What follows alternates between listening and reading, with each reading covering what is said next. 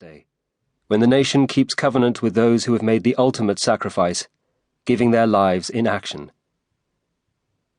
From Introduction to Soldiering, the Military Covenant, published by the Ministry of Defence, April 2000.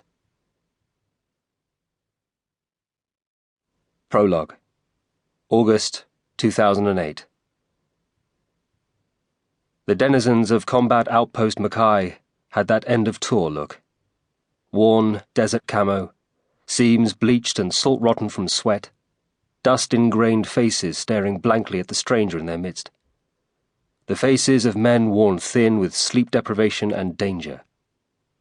They'd been under sniper and mortar fire day and night for 5 months, then foot patrols with IEDs on top. Even the Major, Collins, looked like a scarecrow, shrunken in his clothing. They had 3 weeks to go until the next roulement arrived, and they needed a sergeant. Until then, Corporal Stark would wear a 3rd stripe. "Acting Sergeant Stark?"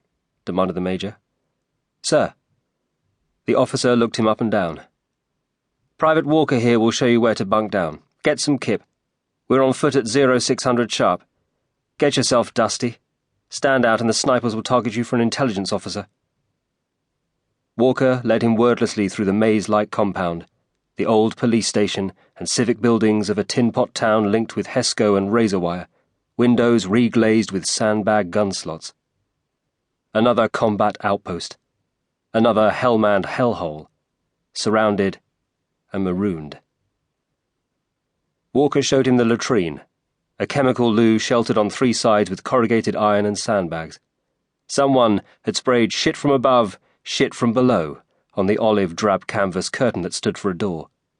Then a bare concrete room with bedrolls and belongings strewn in 3 corners. Walker pointed to the 4th. Doonan's spot.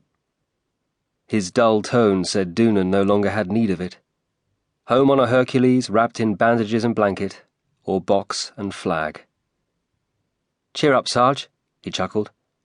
"No mortars tonight. Maybe the bastards have run out." Stark didn't try to sleep. He stripped and cleaned his weapon, reloaded magazines, wrote a letter home and tucked it into his bedroll. At 0530, a private led him to the briefing room.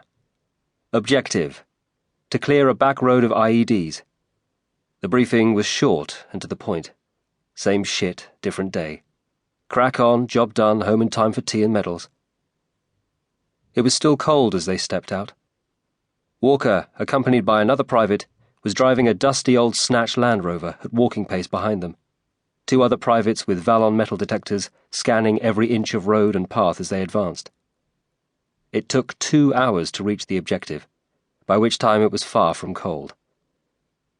A handful of locals led by a town elder appeared and were greeted by the Major.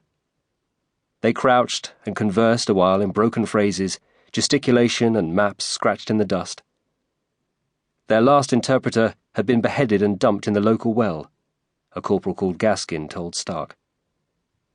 Those were the snippets you didn't tell your mum. Stark was going to have a hard enough time explaining this little detour when he should have been on a transport out of Kandahar today.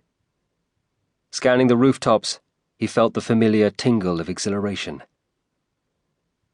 Eventually, the Afghans led them to the road in question, pointed at various locations, and withdrew.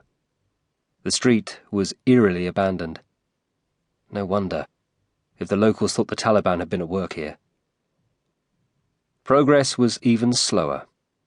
Several times, the scanners called a halt while the bomb specialist, a sergeant named Tyler, checked out yet another bit of scuffed earth or discarded tin can. Then, the real thing. They all kept quiet while Tyler disarmed the device. A simple bent metal pressure trigger taped to batteries and explosive, all wrapped in a plastic bin liner.